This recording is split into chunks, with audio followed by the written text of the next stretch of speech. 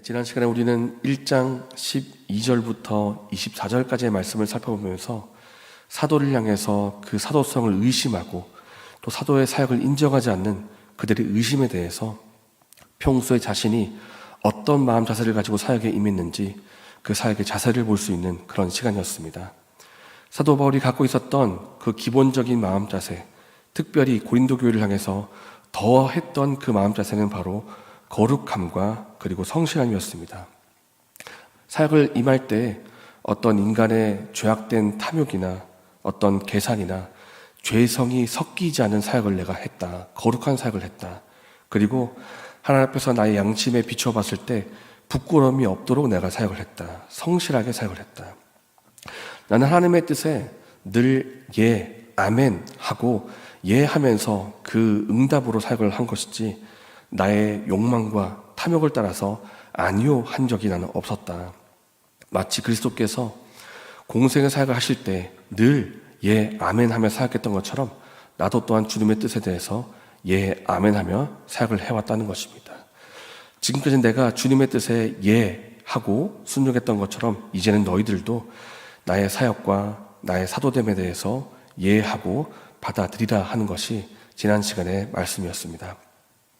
오늘 본문은 사도 바울의 여행 계획이 잠시 나오고 그리고 권징에 대해서 나오고 있는데 왜 바울이 재방문을 2번이 아니라 1번만 하게 되었는지, 그리고 1번만 하고 난 후에 편지를 하나 썼는데 그 편지에 담겨있는 권징을 향한 요청이 왜 요청하게 된 것인지, 그 권징에 대한 내용을 한번 살펴보고자 합니다. 먼저는 재방문을 1번만 했던 이유입니다. 지난주에도 우리가 살펴보았지만은 사도 바울이 처음 고린도 교회를 세운 후에 재방문을 하리라 그렇게 마음을 먹었습니다. 그때 처음 마음 먹었을 때의 횟수는 총 2번이었습니다.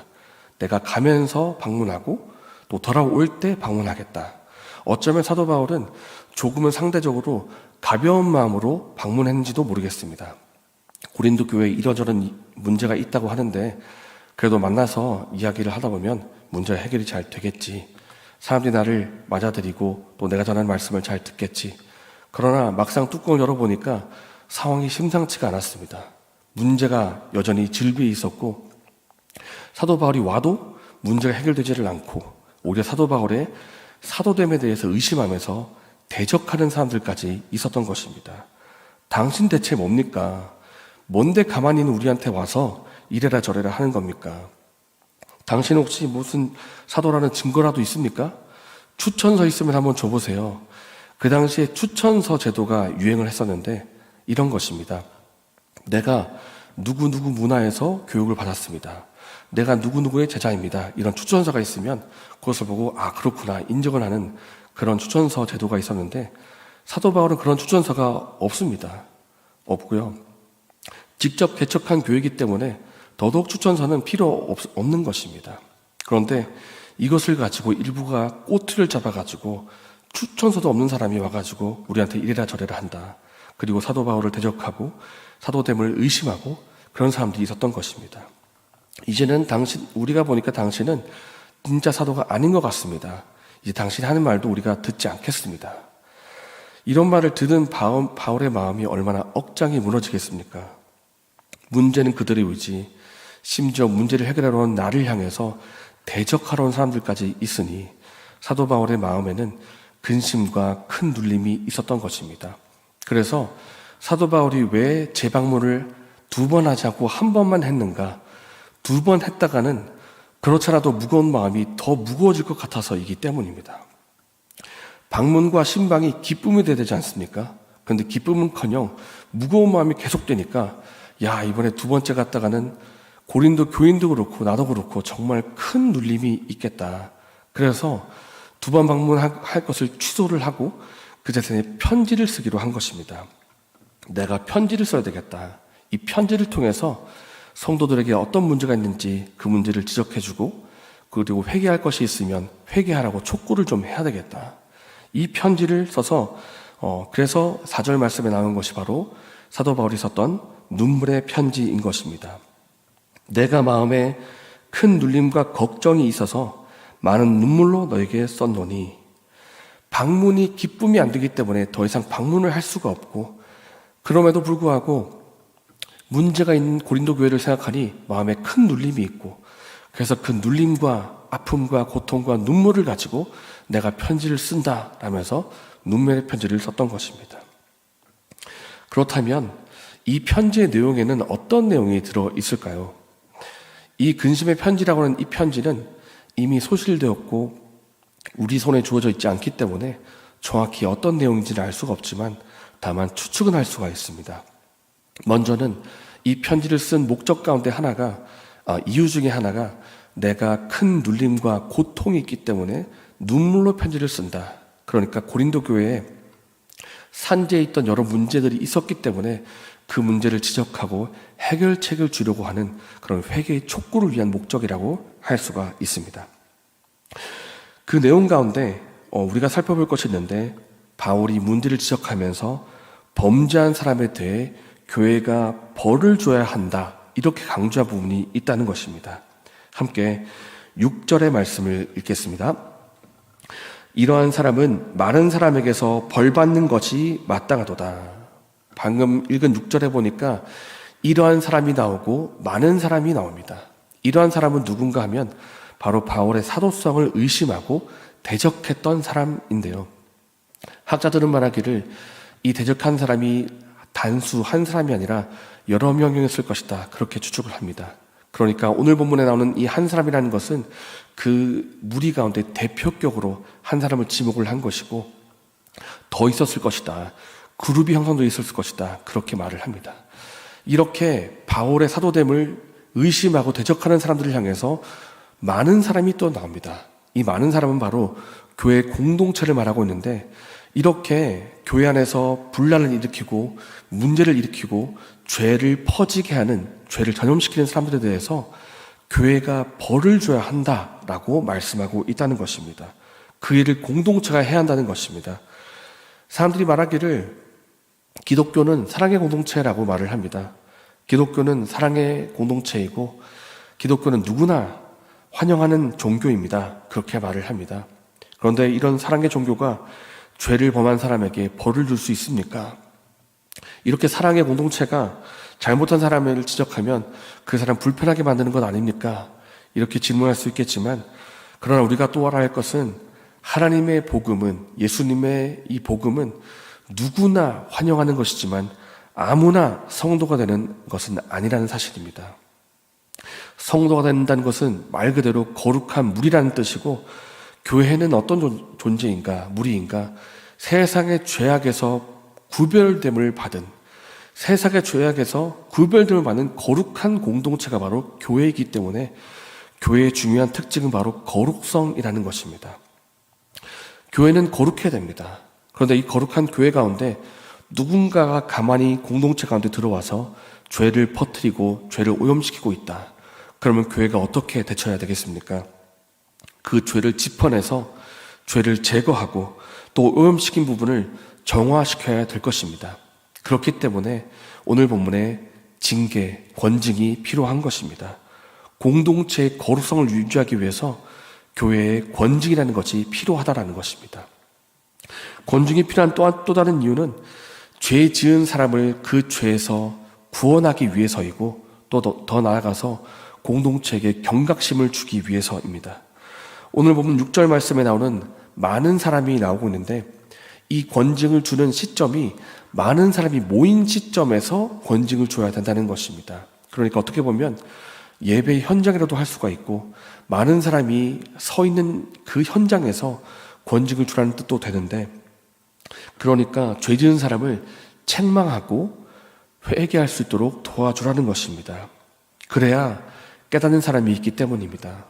어떤 사람이 죄를 지었는데 끝까지 고집스럽게 죄를 지었다고 생각해 봅시다.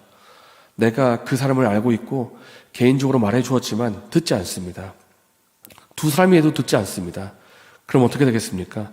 이제는 공동체 전체가 나서서 그 사람의 죄를 지적하고 그에게 회개할 수 있는 그런 권징을 시행해야 한다는 것입니다. 그때야말로 내가 이것은 죄가 아니라고 생각했는데 죄가 맞는 것이구나. 한 사람도 아니고 두 사람도 아니고 공동체 전체가 나서서 이것이 죄라고 말을 하는구나 라고 깨닫고 죄를 돌이킬 수 있게 된다는 것입니다. 이것은 또한 공동체를 향해서도 이렇게 죄를 지으면 우리가 징계를 받는 것이구나 하면서 경각심을 가질 수가 있기 때문에 권징을 시행한다라는 것이 이 목적 가운데 하나입니다. 사실 우리가 사는 시대가 어떤 시대입니까? 우리는 개인주의적인 시대를 살고 있습니다. 그리고 개인주의적인 성향이 점점 강해지고 있기 때문에 어떤 사람에 대해서 터치하는 거나 그리고 충고하는 것을 굉장히 불편하게 생각합니다. 교회도 그런 성향이 있을 것입니다. 내가 알아서 할 테니까 나 좀 놔두세요. 내 신앙은 내가 알아서 합니다. 터치하지 마세요. 그런데 사도 바울은 말하기를 이러한 시대라 할지라도 필요하면 권징을 해야 한다는 것입니다. 그렇게 하는 것이 그 사람의 죄를 깨닫게 해주고 그 사람을 사랑하는 일이기 때문입니다. 사랑은 무슨 짓이든 다 용납하는 것이 아닙니다. 잘못하면 그것을 지적해주고 그 잘못해서 돌이키게 해주는 것이 사랑이라는 것입니다. 우리 가운데 어느 부모가 자녀가 잘못된 길로 탈선하고 있는데 오냐 잘한다 그렇게 칭찬하는 부모가 누가 있겠습니까? 분명히 뭐라고 할 것이고 필요하면 혼을 낼 것이고 매를 들어서라도 그 잘못에서 돌이킬 수 있다면 징계라도 가는 것이 부모님의 마음입니다. 사도 바울이 말하기를 이 부모님의 마음처럼 교회가 부모님의 마음으로 징계를 시행하라는 것입니다. 사랑하기 때문에 그 사람이 죄에서 돌이키기를 돌이킬 수 있도록 하라는 것입니다. 마땅히 해야 할 일이 징계라는 것입니다. 그래서 교회가 거룩성을 유지하기 위해서 죄의 심각성을 깨닫게 하기 위해서 또 공동체 가운데 경각심을 주기 위해서 권징을 시행하는 것이 필요하다라는 것이 오늘 사도 바울의 가르침입니다. 그래서 우리가 오늘날도 권징이 필요하다는 것을 우리가 알길 원하고 권징의 필요성을 알고 올바로 시행할 수 있는 그런 저와 여러분 되시기를 예수님의 이름으로 축복합니다. 사도 바울은 권징을 하라고 지시를 주었고 감사하게도 고린도 교회가 그 지시를 따랐습니다. 범죄한 사람에게 벌을 주었습니다. 그렇다면 이렇게 권징을 하는 것이 벌 주는 것으로 마치면 그것으로 끝일까요? 바울은 오늘 본문에서 한 가지가 더 남아있다 그렇게 말을 하고 있습니다. 이제는 벌받은 사람을 용서하고 위로하라, 따뜻하게 맞아주어라 그렇게 말을 합니다. 제가 7절을 읽고 여러분이 8절을 읽겠습니다. 그런즉 너희는 차라리 그를 용서하고 위로할 것이니 그가 너무 많은 근심에 잠길까 두려워하노라. 함께 읽겠습니다. 그러므로 너희를 권하노니 사랑을 그들에게 나타내라. 아멘. 근데 좀 이상하지 않습니까? 사도 바울이 조금 전에 6절에서 말하기를 이런 사람은 벌을 주는 것이 마땅하다, 벌 줘야 된다 이렇게 말했는데 바로 그 다음 절에서 차라리 용서해 주라, 위로해 주라. 왜 이렇게 갑자기 손바닥 뒤집는 듯한 느낌이 나는 것일까요? 그 이유는 권징의 목적이 바로잡고 회복시키는 것에 있지 무너뜨리는 것에 있지 않기 때문입니다. 작년 말에 있었던 뉴스 가운데 참 제 마음을 안타깝게 했던 뉴스 하나가 있었습니다. 그것은 바로 배우 고 이선균 배우의 사망 소식이었습니다. 이제 범죄한 혐의가 있어서 수사를 받다가 이제 사망을 하게 된 것인데 제 마음에 안타까웠던 것은 수사를 진행하는 과정이었습니다. 이 경찰이 수사를 진행하는데 이선균 배우가 부탁을 했다고 들었습니다. 제가 수사를 받되 개인적으로 좀 받을 수 있도록 해주십시오. 이렇게 공개적으로 하지 마시고 제가 개인적으로 받겠으니까 성실히 임하겠으니까 개인적으로 수사를 좀 받게 해주십시오. 근데 무슨 일인지 모르겠으나 그 수사는 모든 보고서가 이게 노출이 돼가지고 언론사도 다 알게 되고 그리고 사진사가 그리고 언론사도 다 와서 인터뷰를 하고 그 바람에 이성균 배우가 포토라인 앞에 서게 되고 사진 찍히고 인터뷰하고 이렇게 되는 과정이 있었던 것입니다. 참 그 과정이 안타까웠고 저는 생각이 들기는 이성균 배우가 혐의가 인정이 되기 전부터 이미 사회적으로 죽은 것이 아닌가 그런 생각이 들었습니다. 이미 사람들의 손가락 입에 오르내리게 된 것이기 때문입니다. 교회가 징계를 할 때 어떻게 징계해야 될까요? 누구누구 집사가 글쎄 이런 죄를 지었대. 내가 처음부터 알아봤다. 처음부터 싹수가 노랗더니 잘 됐다. 하나님한테 벌 받은 거다. 그렇게 입에 오르내리고 수근수근하고 소문을 퍼뜨리고 그렇게 해서 징계가 임한 그 사람에게도 징계가 끝났음에도 불구하고 계속해서 꼬리표를 달아가지고 이 사람은 이런 죄를 지은 사람이야 라고 계속 꼬리표를 달고 소문을 퍼뜨리면 그것이 과연 징계의 올바른 시행이겠습니까? 그렇게 하지 말라는 것입니다. 징계가 왜 이루어져야 되는가? 그 사람을 죽이려는 목적이 아니라 살리는 목적으로, 죄에서 구원하기 위한 목적으로 징계를 시행하라라는 것입니다. 권징의 목적은 죽이는 것이 아니라 살리는 것에 있다는 것입니다. 오늘 본문을 통해서 하나님께서는 우리에게 두 가지를 요구하십니다. 첫째로 거룩한 공동체가 되어라. 죄에 오염되지 않은, 죄와 분리된, 구분된 공동체가 되어라 라는 것입니다. 둘째는 사람을 무너뜨리는 공동체가 아니라 살리는 공동체가 되어라 라는 것입니다. 오늘 저와 여러분은 예수님이 거룩하신 것처럼 거룩한 삶을 살고 계십니까? 예수님이 사람을 살리시는 것처럼 다른 사람을 살리는 삶을 살고 계십니까? 아니면 혹 나의 말과 행동 때문에 다른 사람이 죄에 오염이 되거나 혹 나의 언행 때문에 다른 사람이 무너지고 낙심하고 시험에 들고 있지는 않습니까? 오늘 말씀을 통해서 예수님이 그러하신 것처럼, 바울이 그랬던 것처럼 오늘 저와 여러분도 거룩함을 추구하면서 다른 사람을 세워주고 살려주는 사람이 되기를 소망합니다. 이러한 통로가 되기를 예수님의 이름으로 축복합니다.